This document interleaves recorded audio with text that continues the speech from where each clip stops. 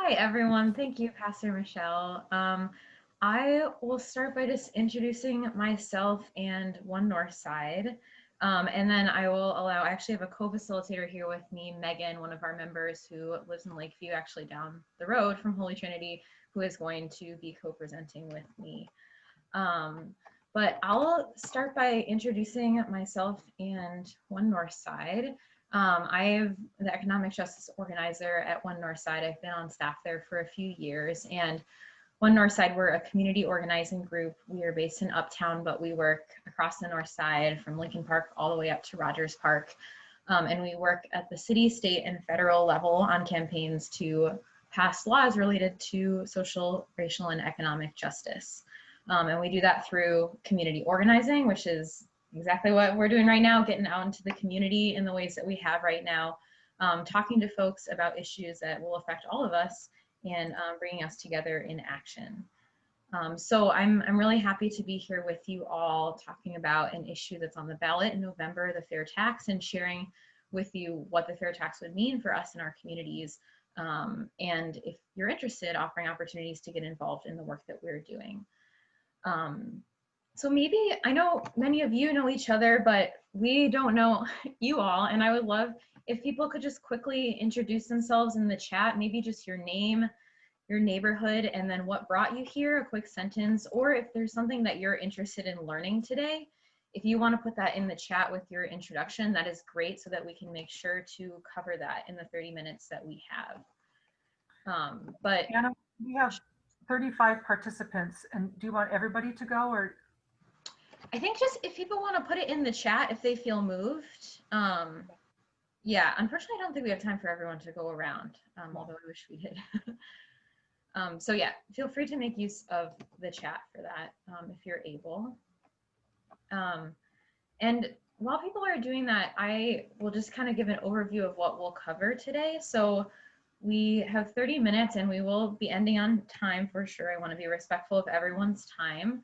We're going to walk through just what the income tax system is that our state has, and then what the fair tax would do to change that and how it would impact our communities, both in terms of how it impacts our taxes and how it impacts our state budget.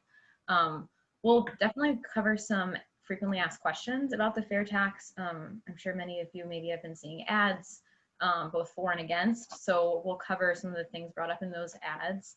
And then end out with some information about how the process to actually get it passed, and if you feel moved to get involved with One Northside, opportunities to do that. And we will do Q&A at the end. So if you have questions, please hold them until then, or feel free to, again, put them in the chat. We'll be making sure to check in the chat to see if questions are coming up. And then the formal presentation will end at the 30-minute mark, but I will also just make myself available for questions afterwards if people want to continue to chat about the issue. So that is what we'll be doing today. I will share personally why I'm interested in the fair tax is I grew up with an amazing public education. I grew up in Oak Park. I went to OPRF. I had so many opportunities with my public school. My parents both also went to amazing public schools in Chicago suburbs and public university. And I know the impact that that had on my family, the access to public education that allowed my parents to have upward economic mobility to the point where they're comfortable now and actually under the fair tax proposal would be paying more. But I think as a family, we recognize just how much we benefited from the institution of public education. And I really do want that institution to be funded for everyone else to have the same opportunities that I had. So that's kind of my personal relationship to this issue. And I'm gonna pass it over to Megan now to maybe quickly introduce yourself, and then she's gonna jump right into what the tax system that we do have in our state is right now. Hi, everyone. Thank you for allowing me to come in today and talk to you a little bit about the fair tax. So like Anna said, I live actually right down the street from you guys. I live in Lakeview, and I moved to Chicago a little over a year ago. I'm in my Master's of Social Work at Loyola. So I just started my second year and I'll be graduating this coming May. I started working with One Northside in January and fell in love and have been here ever since. And I think for me, I really found the fair tax to be something that spoke to me. I'm from Pennsylvania, and as you guys will learn, Pennsylvania is also one of the few states that still has this structure in place. So I moved here and just started learning a lot about the way that things are funded and the way that government systems, just like how they organize themselves. And I just, oh, you got MSW for Loyola too? Barbara, that's so exciting. Sorry, I have the chat up. So this has just become important to me for my new home, and then to one day hopefully try and bring a structure like this back to my original home in Pennsylvania. So with that, I'm going to get a little bit started on what we're currently looking like in Illinois. So right now, Illinois has a flat tax. So with this current tax system, all income earners pay the same rate of taxes at 4.95%. So whether you're making minimum wage or $500,000 a year, you're still paying that 4.9%. And like I said, Illinois is one of 9 states in the entire country that has this tax structure in place, because even the federal government has a progressive income tax. And then let's see, are we going to do the slides or? Yeah, I think I'm getting slide sharing abilities right now. Let me see. Okay, I'm just gonna wait one more second then. Looks like it's still disabled, so maybe we can circle back to the slide once we get the abilities. Can Michelle or somebody make you a co-host then? That's, I think, what you need. Yeah, I think I could be a co-host or just toggle the settings.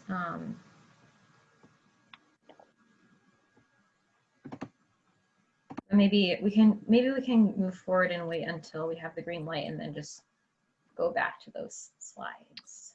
Yeah, Hold on. Pastor Jen? Ben, the host right No. now, he can make you a co-host, I think. Okay, I'll do that. I didn't realize that I had been made host. All right, we'll do it. Okay, so if we think about it, so paying that 4.95% makes a difference depending on what your total income is. So this can unfortunately harm lower income folks disproportionately, because 5% of your income when you're only making minimum wage or something like that is a lot more of the money than, let's say, if you're making on the higher end of the income spectrum. So there's a chart that hopefully will show up to you guys that I think illustrates this point really well. So hopefully you guys can look at that and just see what that 4.9% means to different people. So there you go, you guys have that up there, and just the actual amount of your income that goes towards income taxes with the current structure that we have in place. So with this structure, it also leads to underfunding in our state, because we're not capturing all of the potential income that we could. And in Illinois, we never have enough money to fully fund our budget, which makes the budget every year have sort of a trade-off of which services are going to end up getting funded, because we don't have the amount to fully fund everything that we want to, which is where we see cuts in things like schools and things like that. So I think I just want to kind of take a second, if any of you guys have seen the impact of that or felt the impact of budget cuts in your community or other communities that you may know of or be a part of, like what that has looked like for you guys over the past couple of years. If you guys either want to speak out or put it into the chat, I would love to hear about just the things that you've been seeing in your communities recently. This was a while back, but Walter Diet High School, which is just on the edge of Hyde Park where I live, it was going to be closed about 2 years ago, or maybe 3 years ago now. I think it might have been 2017, but there was parents there who did a hunger strike actually to keep that school from being closed. And one of the more dramatic things I've ever seen done to save a school. And it's still open to this day now because of that. And actually, Jeanette Taylor, who was one of those parents, is now the alderman down here of the 20th ward here in Woodlawn. So it's really amazing to see how little things like that have gone to different levels. And but yeah, that school being on the chopping block didn't have to be that way. Those parents didn't have to do a hunger strike if we had full funding for it. Yes, I think that's an excellent example. And then in the chat, I see reduction in mental health facilities. Definitely. And I think just with everything going on in the world right now and how overwhelmed and everyone's feeling, I really feel like we're going to start seeing the impact of that more and more as this pandemic and just current events just keep taking place, I really feel like that we're going to see that a lot for mental health facilities as well. Anything else? Less art funding in CPS. Yes, definitely. And I think arts don't always get all of the credit that they deserve in the role that they play for helping children.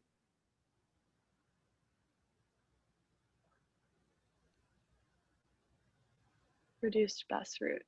Definitely, I think transportation is so important and something that everyone should have access, easy, accessible access to, and that's not always the case. Closing of mental health clinics, definitely. I love all of these. Please feel free to keep doing that. I want to keep seeing all your guys' experiences, but I'm going to also pass it over to Anna to start talking about what the fair tax will look like. Megan. Before we move into the fair tax, I do want to just do like a quick clarifying point about this graph that we're seeing up here. So this graph is demonstrating the impact of all state, city, county taxes on a family based on income. So I just want to clarify. So this graph illustrates, a family will pay sales tax at the grocery store. They'll pay a bag tax if they get a reusable bag, a tax on gas, income tax, property tax. So what we're seeing here at this graph is an illustration of the impact of the holistic picture of taxation on families in Illinois, which is why we see this sort of downward slant here, where the lowest 20% of earners are actually paying about twice as much as the highest 1% of earners as a share of their family income. So yeah, again, we can circle back to this during the Q&A if people have questions about this graph, but I just wanted to make that clear that this graph is illustrative of all taxes in Illinois, which includes the income tax, before we moved on. So we're going to talk about the fair tax. So in November, or really starting right now, early voting is starting, mail-in ballots are arriving. Voters have the opportunity to vote to amend our state constitution. So the flat tax that Megan was talking about is actually enshrined in our state constitution, and it has been since 1970. The actual rates themselves are not enshrined, so legislators can at any point vote to raise or lower the flat tax, but the system of a flat tax is included in our state constitution. So last year, Illinois legislators voted to put a question on the ballot, put it to the voters about whether we wanted to amend our constitution. And it actually requires voters in order to do that, which is why we're seeing it on the ballot. So we have the opportunity to change our constitution to allow for a graduated income tax. But what the legislature also did last year in May of 2019 was pass an additional bill with a rate structure, basically saying if voters okay this on the ballot, then a new set of rates will go into effect starting January 1st of 2021. So I want to share with everyone what that rate structure would look like. So if the fair tax passes, our constitution is amended, the new rate structure would include 6 new tax brackets, which you can see here over to the right. Some of the top lines of what those rate structures would mean for us is that 97% of people would be paying less, and only those making over $250,000 a year would pay more. So you can see that jump up in rate at the $250,000 mark. What I do want to highlight about the rate structure, something that I want to clarify, is these rates are what are called marginal rates. So that means my income between $0 and $10,000, I'm going to pay that 4.75% rate on. And then any income I make between $10,000 and $100,000, I'm paying the 4.9% rate on. So it's a step-by-step rate increase where I'm only paying that rate on the window of income that's listed here. So if I'm someone who's making $255,000 a year, I'm only going to be paying this higher rate on that extra $5,000 above 250. So I want to make that clear to folks, because you can see there is a significant jump up once you hit the 250 mark, but you will not be paying these higher rates on your entire income. It is only the slice of the income that you're making in that range. And the one qualification I'll make there is once you are making over $1 million a year, it is no longer a marginal rate, and you will be paying this 7.95% rate starting at $0. But all of the other rates that you see here are marginal rates. So what would this mean on the funding side? So obviously the fair tax affects what we all pay in taxes, but it also affects our state budget and where that money goes. So if we did pass this tax structure, it would generate over $3 billion in new money for the state each year. So that is what we are looking at in terms of revenue coming into the state. I'm gonna check out the chat briefly. Please be patient with me so that I can see if any questions are coming up that we should address right now. And there's one that was put in just a moment ago about the 97%. And the question was that, or the statement was that 97% is a minimal amount. I would like to hear something about that and address that a little bit. Mm-hmm. Okay, yeah, I just see two questions here too now that I'm looking back. Thanks, Carrie. Yeah, the rate reduction for the 97% is not huge. I'll be honest, if I look at what my tax decrease is, it's $40. And I think part of that is ensuring that there is a decrease, but also that we're still raising significant revenue because we do want to meet our obligations in terms of funding. And I can pass along a resource afterwards. It's a calculator. Basically, you can enter your income and some demographic information about yourself, and you can see how much you would be paying if the fair tax were to pass. So I can certainly pass that along afterwards if people are curious about that. Barbara, it does also affect corporate taxes. So the corporate tax rate in Illinois right now is 7%. If this new rate structure were to pass, it would be increased to 7.99%, which is actually relatively low compared to some other states, neighboring states. Beth asked, would income tax revenue be allocated to fund pensions? Yeah, so this is a good question. I'm gonna put a pin in that because I'm gonna move into some FAQ about the fair tax, and I think that some of these questions that are coming up will be covered here, and if they're not, definitely happy to touch on those points more. I'm gonna share my screen again and just move into some frequently asked questions about the fair tax. So I think this was touched on in the chat earlier about whether the fair tax actually changes the amount of power Springfield has to levy taxes on the citizens of Illinois. The answer is no. So if Springfield wanted to raise the flat tax right now, they could, and in fact they have. In 2014, they raised it from under 4% to what we have now. So Springfield currently has the ability to change income taxes and adjust the flat tax. So the passage of a graduated income tax doesn't change anything about the amount of power Springfield has to implement taxes on our population. And I think, and this is just kind of, I think, touching on a point that people may have seen in commercials, but the thought that if we have a graduated income tax, they will come back in a couple years and raise taxes on the middle class. And I think from one Northside, I think the way we see it is, that would be a widely unpopular thing to do, especially if you're looking at an election year. Raising taxes on the middle class is not something that's going to help you in your election. And states that have moved towards a graduated income tax, we've not seen significant increases on the middle class. I think those are 2 points that, maybe are relevant to this question about Springfield's power to raise or decrease taxes. So I think this goes to your question, Barbara, about where will the money go? So the money will go into our general fund in Springfield, and that is allocated each year through our budget process.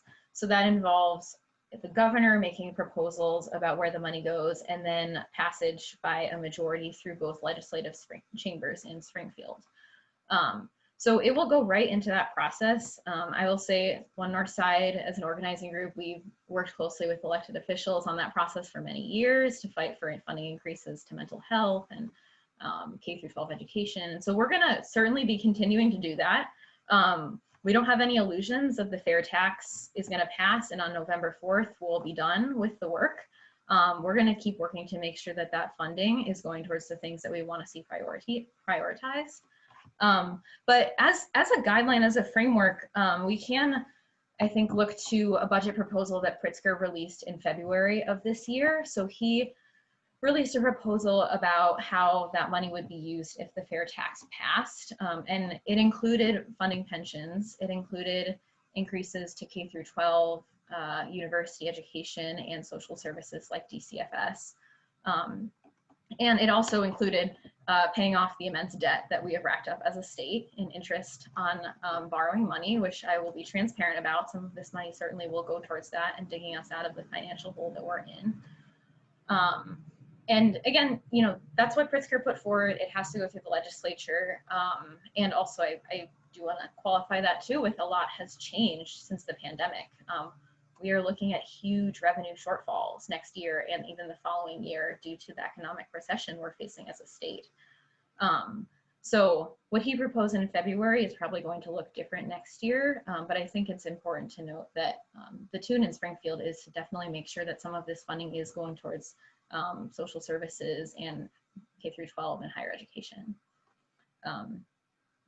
And again, you know, this gives us the chance to move that money towards the things that we care about. If we don't pass this, we won't have anything to work with at all. So at least we'll have the chance to do that if the fair tax passes. So another question we often get, will the wealthy leave the state? On a national scale, increases in income tax or movement towards a graduated income tax structure has just not shown to correlate with population growth and decrease, specifically of wealthy populations. And I think looking at Illinois specifically, most of our neighboring states already have a graduated tax, and a good number of them with even higher rates than the top rate that's being proposed here in Illinois. So in terms of thinking about flight out of our state, many of our neighboring states already have this system. And again, I think just one example here is California, or it's not on the slide here, but Minnesota have pretty significantly high income tax rates for the top bracket, and some of the strongest economies in our country. So that's not to say that I'm sure there will be people who experience a tax increase and leave the state. I am not going to say that that won't happen at all, but on the broad scale, we don't need to be afraid of mass flight of jobs and wealthy people from our state.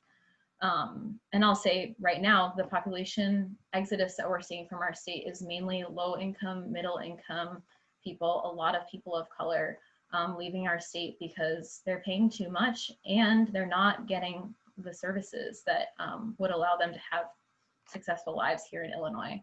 So moving towards funding those universities, schools, parks, those resources in our communities could hopefully help to retain some of those populations that are actively leaving our state right now. So a couple more FAQ here that I'll cover quickly. Will this harm small businesses? How will it affect small businesses? So this is about personal income tax. So unless you're a small business owner making more than $250,000 a year in personal income, you're not going to see that tax increase. And if we look at the spread of personal income of small business owners in Illinois, it actually breaks at the same percent that the overall population of Illinois breaks, which is 97%. The vast majority of small business owners in our state are not making above that $250,000 mark, and so will not experience any increase. And I think too, and this is something that we've talked about with Andersonville Chamber of Commerce that we've been working on with the fair taxes, that businesses want a stable fiscal environment, educated workforce, a place that employees want to live and raise a family, and hopefully fully funding our communities down the road can create that sort of environment. Final question here.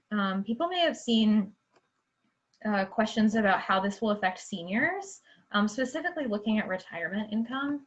So in Illinois right now, we do not tax any retirement income, Social Security, pensions, IRAs, anything, and nothing about the passage of the fair tax will change that. So again, if Springfield wanted to pass a policy right now to tax retirement income, they could choose to do that. The fair tax does not give them any more power to do that. And just in terms of kind of who supports the fair tax, I do want to mention that the AARP has endorsed the fair tax, one of the largest senior retiree organizations in the state. And a lot of the groups fighting against the fair tax have also advocated for cutting funding for senior services or for taxing retirement income. So I do want to just clear that up with folks that there's no tax on retirement income that is a part of the fair tax amendment.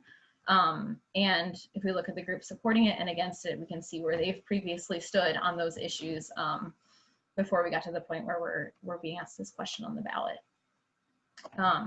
So I just did a lot of talking. I'm gonna pause there, and I think we'll do Q&A right now. I think we're running a little behind on time. So I think maybe for folks who are gonna have to hop off in 5 minutes before we move to Q&A, I'm just gonna quickly show the slide letting people know how it would get passed. So again, the amendment requires the voters. Here, I'll pass it back to Megan. I think this is actually her piece that she's gonna say, and then we'll move to Q&A. Hi, yes, thank you, Anna. This is just real quick because there's two different ways to get it passed. So it's 50% of all the voters. So everyone that votes in Illinois in November, if 50% of them vote yes on this amendment, then it would pass. Or 60% of all the people that vote on the fair tax question. So this question is going to be at the very top of the ballot. It'll be the first question on there. This is the phrasing of the question. It actually doesn't say like fair tax on there. It's a little wordy, as you guys can see, but this is the question that'll appear on your ballot. It'll be at the top, and the way that there's two different percentages is because you could submit your ballot without voting on the question. So that's why it's really important that we are just out here just spreading some awareness on what that ballot is going to look like, so that way when you go to vote, whether in person or on your mail-in ballot, that this will be right here at the top. So 50% entirely, or 60 that are voting on this question, and then it will be passed and be effective in 2021. Okay. Well, thanks for hearing our presentation, everyone. We can move into Q&A, and I'll say, I'll be transparent. One Northside, we're working to get the fair tax passed. That's the position our members and our community have taken on the issue. So if you feel moved to pledge to vote yes, that's how we're kind of tracking our progress as a campaign. I'm going to drop that link in the chat if you want to take 30 seconds to pledge to vote yes. And otherwise, let's go ahead and take some questions. So I'm going to start checking out the chat here.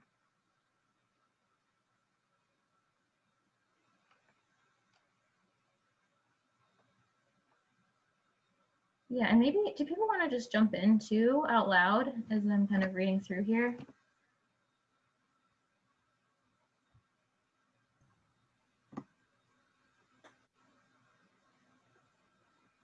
Go ahead, Kent. I kind of the point I wanted to make, and is that my concern is that the big reason that we've underfunded a lot of social services education is because we've been over a 20-year period not funded these pension obligations, and they've gotten larger and larger, and we've expanded those programs. We've had a attempt to reform pensions that was struck down as unconstitutional. You'd have to amend the Constitution to make that bipartisan reform happen that could allow for a lot more efficient use of resources and reduce those obligations and generate just as much money as the fair tax would generate. I was very sorry to see that this wasn't paired. These two things could have been done together, and bringing better tax policy, because progressive income taxes are better policy. I agree with that completely. But we've starved our social services to feed the pension. It takes 25% of the state budget, and we're not addressing that in this amendment, and that's why I can't support it. Mm-hmm. Yeah, I think, yeah, I am thankful for that comment, Kent. I think we're thinking about these things as two separate issues, right? And there's certainly many proposals out there about how to re-amortize our pension payments in Illinois to put us on a more sustainable ramp towards paying the pensions that we've promised to people while also being fiscally responsible. Those proposals are exciting to us. We've been in Springfield with folks advocating for those. And I will add that as part of the fair tax passing through the legislature last year, Pritzker did commit to pension reform. That was before the pandemic, and things have certainly, I think, either been put on hold or have just taken a different turn. But we do know that is on the minds of Springfield. They know that that is a project to be worked on.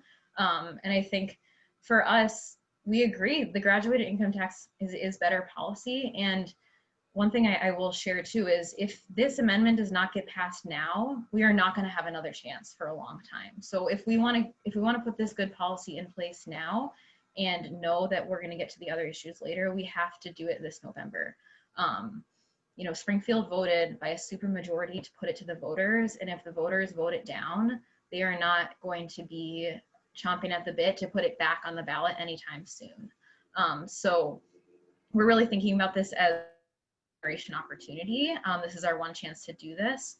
And so I think if we do think this is good policy, now is our opportunity to put it into practice, and we're going to get to pension reamortization at a later point when we have an opportunity. And I guess my question about that is just like, I mean, maybe it's not answerable, but just to like pose it to say, would it even be feasible? I mean, like, I think that part of the reason why the fair tax seems winnable right now is because it's directly addressing one part of that issue. I think pairing those issues together might make this a much harder battle to win. And I think when we think about progress made with taxation and with revenue in our state, we have to think about this in incremental ways. And if it was paired together, I think we'd have much less of a shot of winning on this. There'd just be many more angles at which this amendment can be attacked by those who receive pensions or those who are, you know, don't want to lose those benefits that they have. And so I think that right now that this makes sense to me because it seems like it's a strategic way to address this issue. Obviously, we want to address all the issues, but to address all the issues in one moment seems like a harder battle to win. Yeah, and I think, and I don't like to bring this figure into the conversations because it's kind of a downer, but if we keep moving forward with the flat tax, especially given the revenue shortfalls we're going to experience, we're either going to see cuts to services because that is what is flexible within the budget, or we're going to see an increase in the flat tax, which is going to affect us all negatively. So with this amendment, we're kind of at the end of the road in terms of solutions available to us right now because pensions are protected in the way that they are.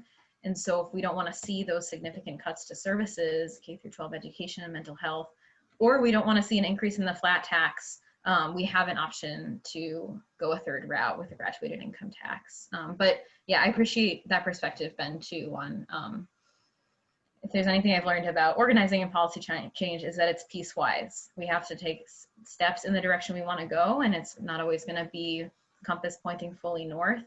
But if we are trying to do it all at once, we're going to struggle to get any piece of it done.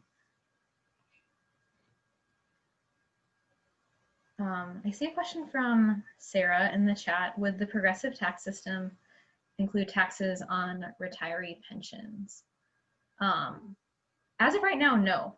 So if Springfield decided we do want to tax retirement income, they could have a vote on that, and you would need to pass it by a majority through both houses next year. But the passage of the amendment in November will not institute taxes on retiree pensions as of right now. And again, yeah, I want to highlight that pensions are protected, that have protected status under the Illinois State Constitution. There are ways to change how we finance payments towards those pensions, but as of right now, they have specific protected status. I'm scrolling through here to see if there are other questions. And then again, yeah, if anyone wants to come off mute and just jump in, please feel free.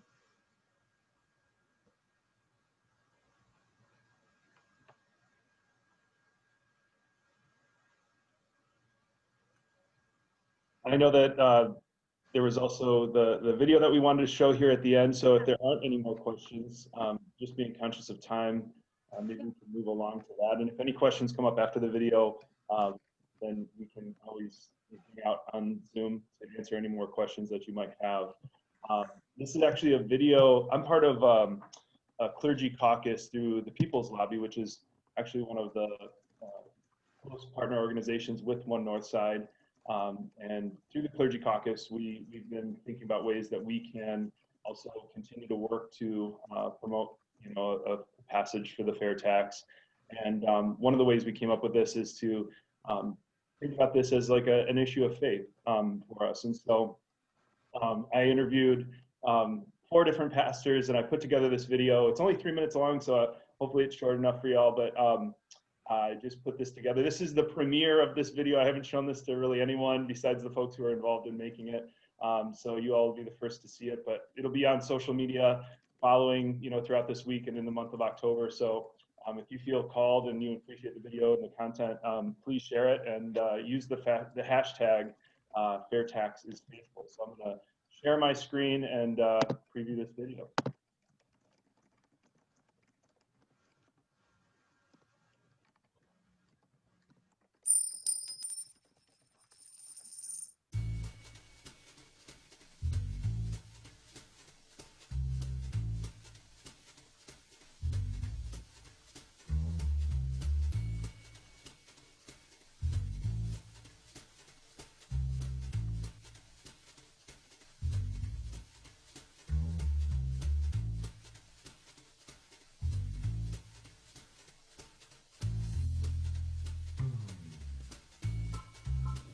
Some of us grew up thinking that politics and faith didn't go together. But actually, politics is just another word for the way we order our public life together. And our faith is very concerned in that way with politics. And so taxation is a part of that. It's a part of organizing our public selves in such a way that we can care for one another and honor God.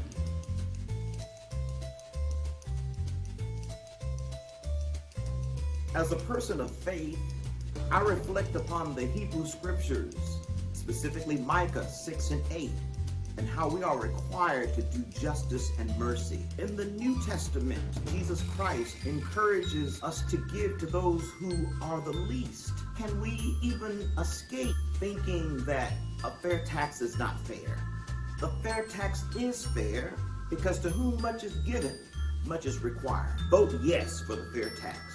It's what Jesus would do.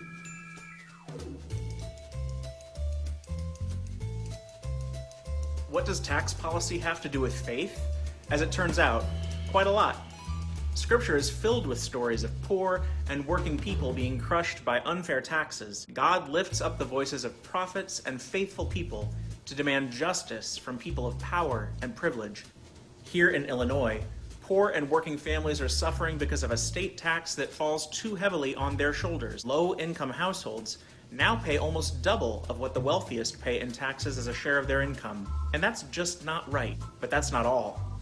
Because under the broken system we have now, there's just not enough money coming in to properly fund public services. This means cuts to education, human services, healthcare, infrastructure, public safety, and jobs. I'm called to care for my neighbor. All of my neighbors. That's what a fair state tax does. It helps each of us to care for our neighbors. And that's why I'm voting yes on the Fair Tax Amendment this November.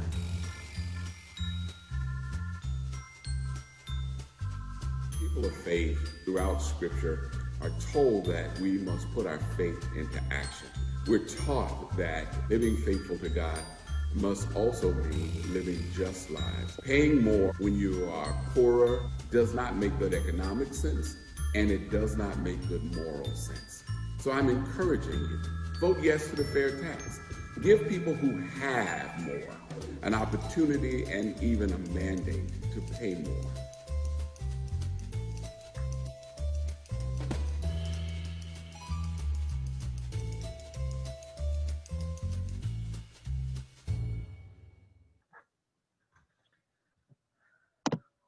All right. Thank you all for letting me share that with you. And that'll be on social media, like I said, so you'll see it shared around. So.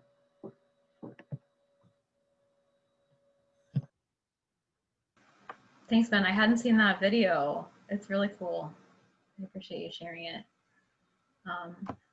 Well, I'm happy to stick around and answer more questions. I'll also put my email address in the chat if people want to follow up with me privately. Do not hesitate to reach out. And again, it was great to be with you all. I appreciate people taking 30 minutes out of their Sunday to learn about what they'll be voting on in November. And again, if you do feel moved to support the fair tax, we'd love to get you counted in our count towards our goal of 3,200 pledges. That link is again in the chat. So we appreciate you taking a few minutes to just go ahead and fill out that pledge, and have a wonderful rest of your afternoon for people who are hopping off. I don't know if Pastor Michelle, you wanted to close anything out here, but that's what we have for you. Thanks again. Yeah. Does anybody have any comments, final closing comments, or anything to say about the video? I know, Anna, you said that there's a goal to get 3,200 pledges. I was just wondering where One Northside is with that goal. Yeah, we have about 2,200 right now. So there's just a little under 6 weeks until the election. So I think that we can do it, but would love all of your support. And I didn't mention this, but there are so many other opportunities to get involved with our work if you feel excited about this issue. We're doing weekly phone banks, we're doing weekly text banks. Pastor Michelle joined us for one. I hope it was fun, where we talk to voters, let them know about this issue. So if that is something that you're interested in helping us reach that goal, we'd love to have you there. And I can, again, just put another link in the chat with those opportunities and a way to sign up if that's something that you'd like to do. Okay. Thank you, One Northside, for being with us. And anybody who wants to leave now, go in peace. And if anybody needs to stay and talk some more, we'll hang out for a while.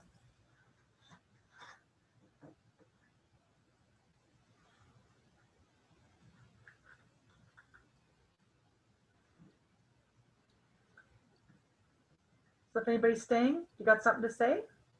I just wanted to say thank you, Anna. Thank you, Megan. Really appreciate having you here. Thank you, Carrie and Ken, also for organizing this. No, thank you. And I will thank also Anna and Megan. This was really great. And Ben, thanks for this video. It was really important to get that out. And that was a great capstone at the end. Thank you. And thanks, Michelle, for hosting. It was great. Yeah, thank you.